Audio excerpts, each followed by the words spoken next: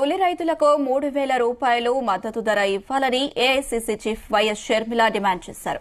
కర్నూలు వ్యవసాయ మార్కెట్ను పరిశీలించిన షర్మిల ఉల్లి రైతుల సమస్యలు అడిగి తెలుసుకున్నారు. ఉల్లి పండించడానికి 80,000 నుంచి ₹1,00,000 ఖర్చు అవుతుందని గుర్తు చేశారు. అయితే అమ్మడానికి పోతే మంచి గ్రేడ్ అయితే 600 వరకు వ్యాపారులు కొనుగోలు చేస్తున్నారని అన్నారు. రైతులకు ఇచ్చిన చంద్రబాబు మాటలు ఎక్కడికి పోయాయని ప్రశ్నించారు. అవసరమైనప్పుడు ఏపీ రాజకీయాల్లోకి తన కుమారుడు వైఎస్ రాజారెడ్డి అడుగు పెడతారని షర్మిల వ్యాఖ్యానించారు.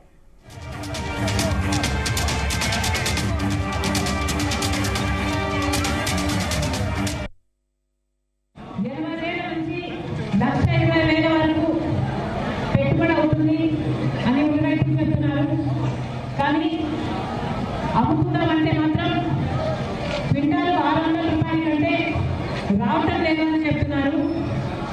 గత సంవత్సరం 4,500 రూపాయలకు అమ్ముకోగలిగాం. ఈసారి డిమాండ్ లేక ఉల్లి కొనడం కూడా కరువైపోయింది. దాంతో ఈ దళార్ల కార్టెల్ దళార్ల సిండికేట్ కేవలం 600 రూపాయలు, అది కూడా మంచి గ్రేడ్ అయితే, కింద గ్రేడ్ అయితే 300కు 200కు కూడా అమ్ముకుంటున్నారు. పండించిన పంటలో పెట్టుబడిలో కనీసం సగం కూడా రావటం లేదు అని ఇక్కడ రైతులు వాపోతున్నారు. మరి రైతులకు నష్టం వస్తే మొన్న 2 రైతులు ఆత్మహత్య ప్రయత్నం చేయకపోతే దానికి వైసీపీ కార్యకర్తలు అంటూ టీడీపీ ప్రచారం చేసింది, కేసులు పెట్టింది. మరి రైతులకి పండించిన పంటకి కూడా పార్టీలు ఉంటాయని ఇప్పుడే అర్థమవుతుంది.